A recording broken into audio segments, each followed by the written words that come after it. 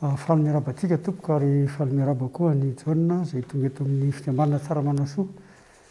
Ny fikambanana Tsaramanrasoa dia salama ary mitohy ny fiarah-miasa amin'ny ministera fitsarana moa anatin'ilay fiarovana ny zon'olombelona, zon'ny voafonja. Io koa izany miara-miasa amin'ny fokontany manodidina ny commune, miara-miasa koa izany amin'ny ministera amin'ny population amin'ny resaka fehina an'ireo ankizy sy ireo vehivavy sahirana. Dia misy koa izany ny sekoly moa izany izay andraisanay an'ireo zanak'olona sahirana, ny eo amin'ny fivelomana, ny zanaky ny olona izay voafonja, ary indrindrindrindra koa izany ny asa sosialy izay efa miparitaka manerana an'i Madagasikara, izay ataon'ny Tsaramanrasoa manoloana ny antsy ny olona, antsy vonjy, manoloana ny zavatra manjo, resaka herisetra, adin-tany sy ireo fitarainana maro mahakasika ny ara-tsosialy, ny mponina mihitsy manerana ny Madagasikara izany.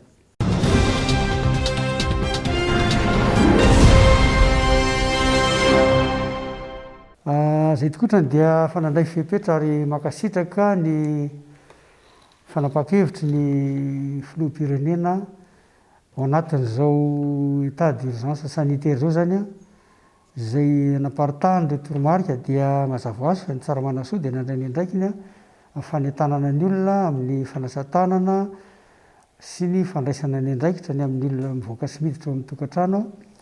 Dia manana arak'izay moa sekoly izany ny Tsaramanrasoa izay niveau primaire moa izany dia classe d'examen izany dia classe de septième na ny fahadimy ny amin'ny teny gasy. Dia isaoranay be dia be ny ministera am-ponina izay nielohan'ny sokafan'izany sekoly izany dia manana programma koa izay ho an'ireo zaza sahirana aty amin'ny manodidina. Dia nanatitra zareo savony, nanatitra sarim-bava. Ny ankizy beazin'ny Tsaramanrasoa moa hatreto dia mahatratra any amin'ny 600 any miditra an-tsekoly eo amin'ny fitopolo dia nahazo savony ireo, nahazo sarim-bava ireo. Isaorany ihany koa ny ministeran'ny fanabeazam-pirenena izay nanome an'ilay fanafody izay naparitaka ho fanefitra naparitaka tany amin'ny salle de classe rehetrarehetra izany milohan'ny nidiran'ny ny mpianatra. Dia nanome koa moa izy ireo sarim-bava. Ny zavatra anankiray tsaromarena izany dia misy fampanantenana moa izany izay nataon'ny filoham-pirenena mahakasika ny fizarana maimaim-poana ny covid organique. Hatreto nefa ny fikambanana mazava ho azy satria miteny amin'ny anaran'ny fikambanana koa ny tenako no talohan-tsekoly dia mbola tsy nisitraka an'izany ny ankizy. Ary eo izao no mampieritreritra be anay satria efa tonga manodidina aty akaikaikinay aty izany io tsimokaretina io efa tonga any an-dranona oatra. Ka ny nanontany izay ny chef ZAP dia hoe ny école privée tsy mahazo tsy toy niveau primaire fa ny ray aman-dreny no milahatra makany amin'ny fokontany. Eto izany izay dia hisintona kely ny sain'ny tompon'andraikitra aty Atsimon-drano hoe le komity loharano tompoko dia mbola tsy hitanay mihitsy ny asany hatramin'izao aloha satria na ny fizarana an'io covid organique io na ny izy teo ny tsena mora ity fokontany ity izany mbola tsy nisitraka an'izany mihitsy. Ary manarak'izay koa moa dia manao ohatra mahazo fitenenana ihany tenako hoe ny mpampianatra ato aminay izany dia mazava ho azy fa rehefa tsy misokatra ny sekoly dia tsy misy ny saram-pianarana alohan'ny ray aman-dreny. Sahirana mafy izy ireo izany amin'izao fotoana izao, tsy nisitraka ninona mihitsy satria tsisy ny écolage azon'ny sekoly aloha. So ihany ny fikambanana fa mba mitsinjo ihany amin'ny alalan'ireo fanomezana kely vary izay avy aty ezaka manokana ny fikambanana nefa na izany aza dia fantatray fa misy ezaka lehibe ataon'ny filoham-pirenena amin'izao fotoana izao amin'ilay vonjy ho an'ireo tsy miankina amin'ny fanjakana. Dia izay no azo lazaina mikasika ny sekoly. Ary mbola isaorana be dia be ny ministera am-ponina amin'ny alalan'ireo direction izany izay aty Atsimon-drano miara-miasa aminay akaiky.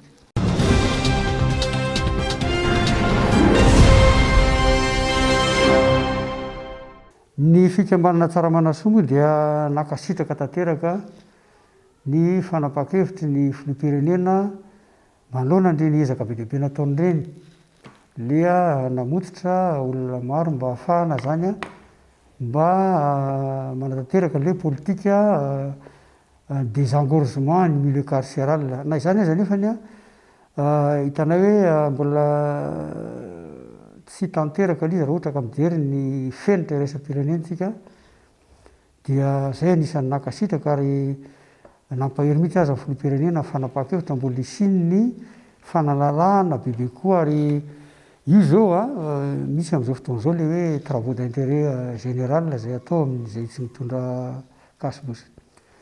Ny tsara-manasoa membre atao anatin'le comité de réforme ny dizy teo ny lalàna eto Madagasikara miresaka ministera zany, efa nanipy resaka mikasika momban'le mba hanatanterahana koa an'io dizy teo io asa ivelan'ny fonja zay azo ataontsika hoe anamorana sy anafahana koa zany tsy de mahavesatra loatra ny fonja, le travaux d'intérêt général zany. Nisy fotoana ahako ny namangy fonja tany a Genève, ny andry zareo any zany a ny sazy latsaky ny ray volana tsy miditra ponja mihitsy fa lasa le olona zany a mamita sazy d'intérêt public zany. Ka tsy haiko tsara moa adiniko ny fitsipika ny lalana fa ny azy a ny ohatra hoe ny ray volana nandray andro adiny firy amin'ny travaux d'intérêt général. Ka ny mikasika ny hoe ny voafonja moa zany dia ny tsara-manasoa dia mbola mavitrika ary miara-miasa amin'ny ministeran'ny fitsarana ao anatin'ny fiarovana ny zon'ny voafonja, ary manana n'ilay toby zay mbola miasa hatramin'izao andraisana an'ireo voafonja mamita ny sazy ety ivelany zay mahafeno ny fipetrapetraky ny ministeran'ny fitsarana.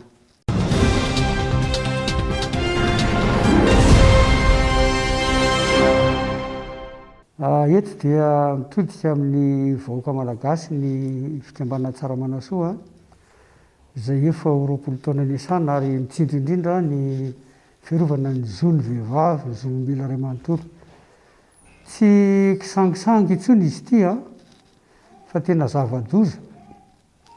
Ary ny tsara-manasoa dia manentana tonga hatrany ambanivohitra rehetrarehetra any isaorana koa ny ministera am-ponina zay nanome anay an'ireny afisy fanentanana amin'ny olona rehetra ka ny teninay hoe arao ny fitsipika sy ny fepetra napetraky ny ministeran'ny fahasalamana, arao ny fitsipika sy ny fandaminana zay napetraky ny dizy teo ny centre de commandement eny Ivato zay tarehin'ny ministry ny ady tany, arao ny fepetra zay napetraky ny filoham-pirenena eo anatrehany ny fiadivana nyty ady zay tsy hita maso ty nefany dia mandringana olona maro.